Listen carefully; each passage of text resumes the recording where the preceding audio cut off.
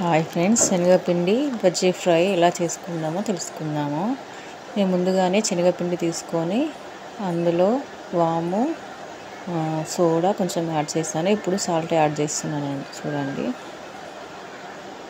మరీ లిక్విడ్గా కాకుండా కొంచెం సాలిడ్గానే తీసుకోవాలి. ఇప్పుడు ఒక ప్యాన్ తీసుకొని అందులో ఆయిల్ వేసుకొని ఉల్లిపాయ, మిర్చి అండ్ కరివేపాకు వేయాలండి. అవి దూరగా వేయించాలండి.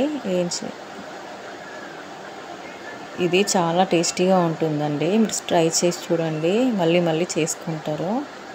అంత బాగుంటుంది టేస్ట్. కొంచెం టైం టేకింగ్ కానీ చాలా బాగుంటుంది.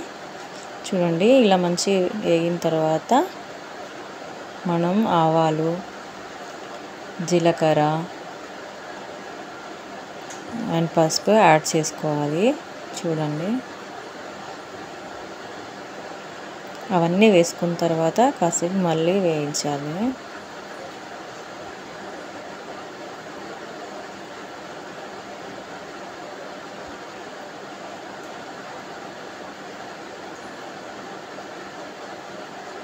కొంచెం ఇది ప్రాసెస్ టైం టేకింగ్ అండి, కానీ టేస్ట్ మాత్రం చాలా బాగుంటుంది. ఇది తప్పకుండా నచ్చుతుంది. నిన్న వీడియోలో నేను పాలకూర కర్రీ చేశాను కదండి, అది కూడా ట్రై చేసి చూడండి. కొత్తిమీర కూడా అలానే యాడ్ చేయాలండి. సాల్ట్, కొత్తిమీర అవన్నీ అందులోనే యాడ్ చేసి ఇప్పుడు పోసుకోవాలి. ఇక్కడ ఏం చేయాలంటే అలానే మూత పెట్టాలి, మొత్తం స్ప్రెడ్ చేసి, కానీ కలపొద్దు. కింద అది మొత్తం బ్రౌన్ కలర్ వచ్చే వరకు మనం వేడి చేసుకోవాలి. కొంచెం హై ఫ్లేమ్లోనే ఉడికించండి. చూడండి, ఇప్పుడు మూత తీస్తున్నాను. వెనకాల చూడండి బ్రౌన్ కలర్ వచ్చిన తర్వాత ఇప్పుడు మలుపుకోవాలి.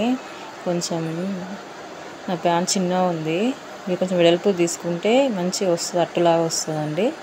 తర్వాత రివర్స్ వేసుకొని అది కూడా సేమ్ అలానే కలర్ వచ్చేలాగా వెయిట్ చేసుకోవాలి. కాసేపు మూత పెట్టుకొని చూడండి, నేను చూపిస్తాను. టేస్ట్ మాత్రం చాలా బాగుంటుందండి. చూడండి, మూత పెట్టేసాను. కొంచెం టైం పడుతుంది దీనికి. చూడండి, ఇప్పుడు మొత్తం మిక్స్ చేసేయాలి. మొత్తం చిన్న చిన్న పార్ట్స్ లాగా అవుతుంది. చూడండి, మొత్తం చిన్న చిన్నగా చేయాలి. చేసిన తర్వాత మళ్ళీ మూత పెట్టుకోవాలి. మూత పెట్టుకొని ఇప్పటి నుంచి ఇంకా లో ఫ్లేమ్లో ఉడికించాలి. ఎందుకంటే ఇంకా వాటర్ పడితే కొంచెం ఆయిల్ అనేది వస్తుంది. చూడండి, నెక్స్ట్ మళ్ళీ వీడియోలో చూపిస్తాను. మొత్తం మిక్స్ చేసుకున్న తర్వాత ఇది ఉడకడానికి కొంచెం టైం పడుతుందండి. ఎందుకంటే లో ఫ్లేమ్లో కదండి, లో ఫ్లేమ్లో ఉడికిస్తే మొత్తం పిండి మొత్తం మంచిగా ఉడుకుతుంది. చూడండి, చాలా సేపు ఒక 10 minutes వరకు లో ఫ్లేమ్లో ఉడికించాలి. చూడండి, రెడీ అయింది. పొడి పొడిగా టేస్టీగా ఉంటుందండి. మీరు ట్రై చేసి చూడండి, పక్కా మీకు నచ్చుతుంది.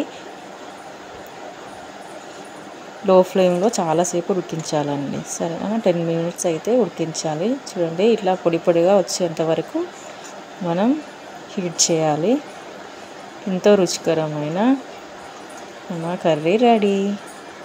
Thank you friends.